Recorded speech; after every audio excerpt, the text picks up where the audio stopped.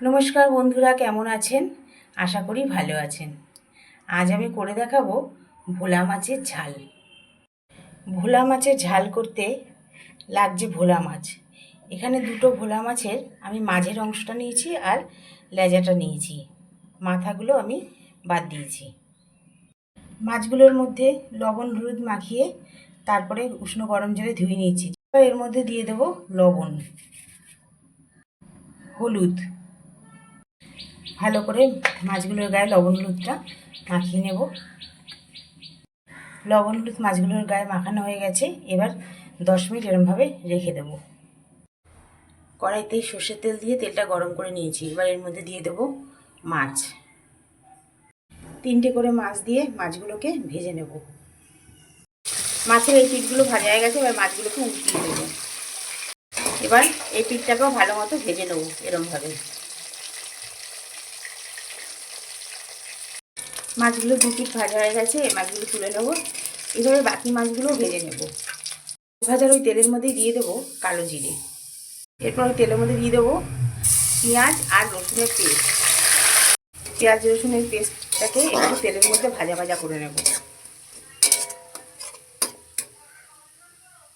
পেঁয়াজ আর রসুনটা ভাজা ভাজা হয়ে গেছে এবং খুব সুন্দর গন্ধ বেরিয়েছে। সেই সময় দিয়ে দেবো আদা আর কাঁচা লঙ্কা পেস্ট।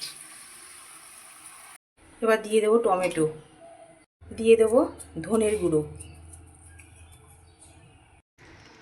জিরের গুঁড়ো, হলুদ,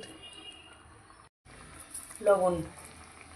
এবার সব মশলাকে ভালো মতো কষিয়ে নেব।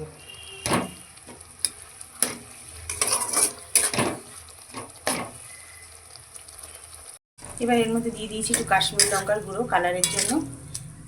আবার একটু ভালো মতো কষিয়ে নেব। মশলাটা একদম ভালো মতো কষে গেছে, মশলা দিয়ে তেল ছেড়ে এসেছে। এবার দিয়ে দেবো একটু গরম জল। মাছে একটু গরম জল দিলাম, ঝোলটা অনেকটা ফুটে গেছে। এবার দিয়ে দেবো গরম মশলা, দারচিনি, এলাচ, লবঙ্গ খালি কড়াইতে ঢেলে গুঁড়ো করে নিয়েছিলাম।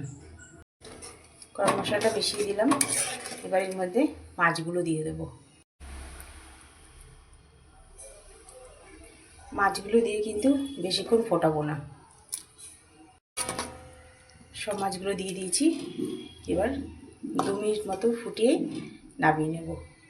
ভোলা মাছের ঝাল আমার হয়ে গেছে। এবার গ্যাস অফ করে দেবো।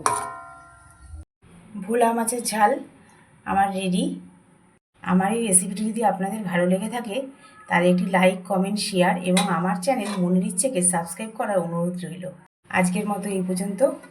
আবার আসবো নতুন কোনো রেসিপি নিয়ে।